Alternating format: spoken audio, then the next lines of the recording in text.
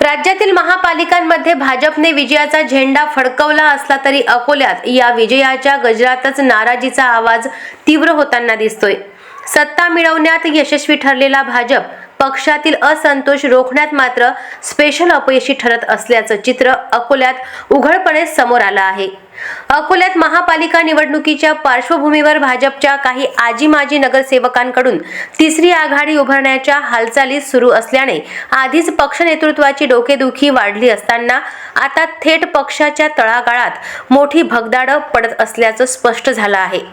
अकोला शहरातील खळकी भागातून भाजपला मोठा धक्का बसला असून तब्बल राजेश घोगरे या माजी भाजप पदाधिकारी तसेच श्री शंकरराव लोंगोटे यांच्यासह 250हून अधिक कार्यकर्ते व पदाधिकारी यांनी भाजपला रामराम ठोकत उद्धव बाळासाहेब ठाकरे गटात प्रवेश केला आहे।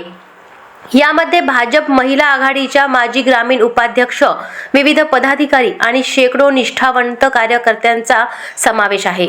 विशेष म्हणजे या प्रवेश सोहळ्यामुळे काँग्रेसलाही फटका बसला असून काँग्रेसचे काही पदाधिकारी व कार्यकर्त्यांनीही पक्ष सोडून उद्धव बाळासाहेब ठाकरे मध्ये प्रवेश केला आहे।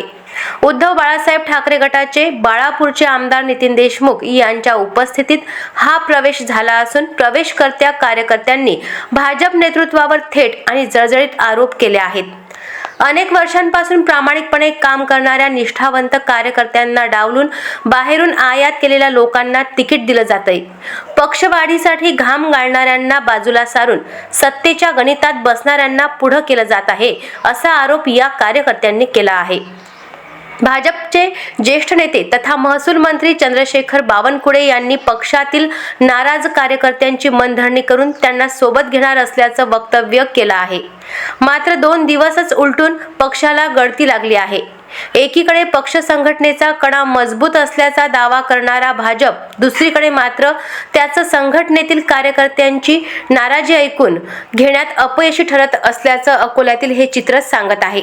नगरपालिकेतील यशाचा जल्लोष सुरू असतानाच पक्षातून बाहेर पडणाऱ्या कार्यकर्त्यांची रांग भाजपसाठी येत्या निवडणुकीत किती महागात पडते हे पाहणं महत्त्वाचं ठरणार आहे।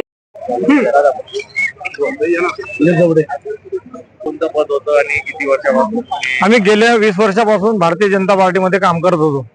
माझी पत्नी जेव्हा इथे ग्रामपंचायत होता, ग्रामीण होतं, तेव्हा ग्रामीणची इथे तालुका उपाध्यक्ष होती। आम्ही सतत भारतीय जनता पार्टीमध्ये काम करत होतो। मागच्या वेळेला हद्दवाढ झाल्यानंतर जेव्हा महानगरपालिकेला लागली तेव्हा आम्ही इथले प्रवर दावेदार होतो, परंतु आम्हाला पक्षाने वेळेस दुसऱ्या पक्षातून आलेले 2 आयात करून त्यांना उमेदवारी दिली व आम्हाला टाळलं। त्यानंतर सुद्धा आम्ही पक्षासाठी तनमन धनाने इमानदारीने पूर्ण काम करून 4ही उमेदवारीतून पक्षाचे आम्ही भारतीय जनता पार्टीचे नगरसेवक निवडून आणले।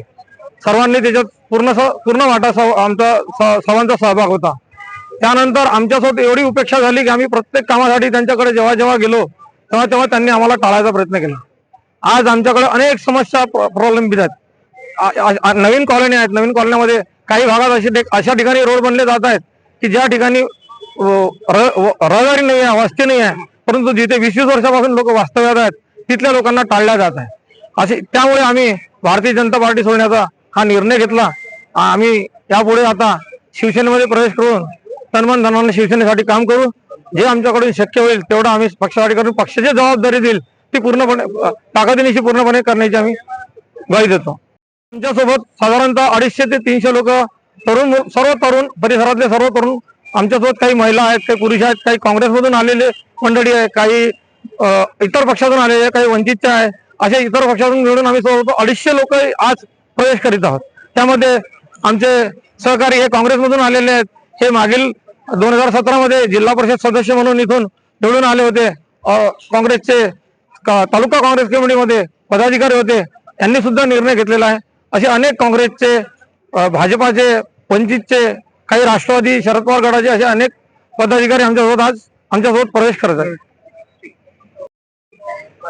मी शंकरराव लंगोटे, काँग्रेस पक्षाचा कार्यकर्ता होतो। माझी मिसेस जिल्हा परिषद मेंबर आहे।